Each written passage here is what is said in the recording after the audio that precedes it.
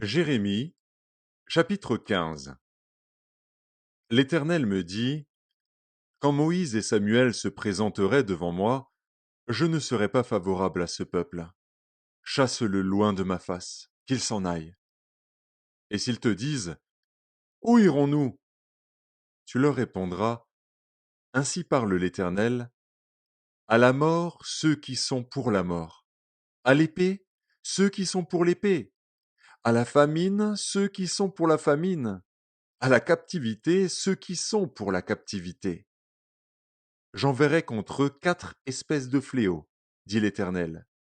L'épée pour les tuer, les chiens pour les traîner, les oiseaux du ciel et les bêtes de la terre pour les dévorer et les détruire. Je les rendrai un objet d'effroi pour tous les royaumes de la terre, à cause de Manassé, fils d'Ézéchias, roi de Juda, et de tout ce qu'il a fait dans Jérusalem. Qui aura pitié de toi, Jérusalem? Qui te plaindra? Qui ira s'informer de ton état? Tu m'as abandonné, dit l'Éternel. Tu es allé en arrière. Mais j'étends ma main sur toi, et je te détruis. Je suis las d'avoir compassion. Je les vanne avec le vent aux portes du pays.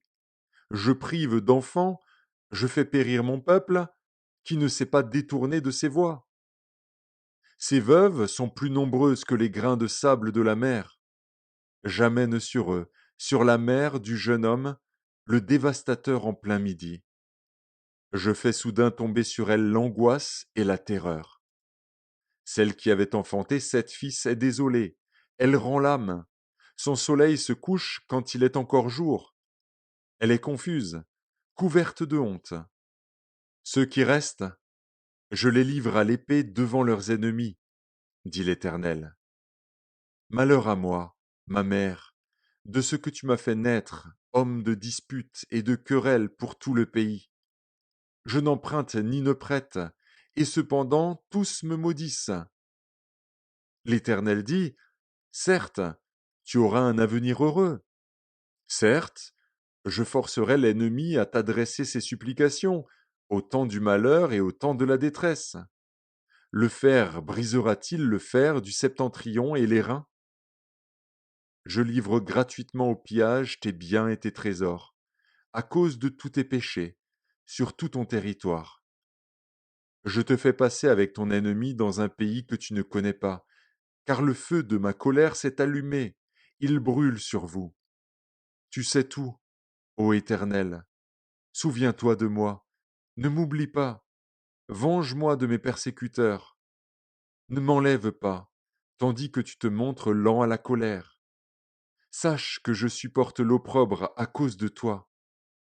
J'ai recueilli tes paroles et je les ai dévorées. Tes paroles ont fait la joie et l'allégresse de mon cœur, car ton nom est invoqué sur moi, Éternel, Dieu des armées. Je ne me suis point assis dans l'assemblée des moqueurs, afin de m'y réjouir. Mais à cause de ta puissance, je me suis assis solitaire, car tu me remplissais de fureur. Pourquoi ma souffrance est-elle continuelle? Pourquoi ma plaie est-elle douloureuse et ne veut-elle pas se guérir? Serais-tu pour moi comme une source trompeuse, comme une eau dont on n'est pas sûr? C'est pourquoi ainsi parle l'Éternel. Si tu te rattaches à moi, je te répondrai, et tu te tiendras devant moi. Si tu sépares ce qui est précieux de ce qui est vil, tu seras comme ma bouche. C'est à eux de revenir à toi, mais ce n'est pas à toi de retourner vers eux. Je te rendrai pour ce peuple comme une forte muraille d'airain. Ils te feront la guerre, mais ils ne te vaincront pas, car je serai avec toi pour te sauver et te délivrer, dit l'Éternel. Je te délivrerai de la main des méchants, je te sauverai de la main des violents.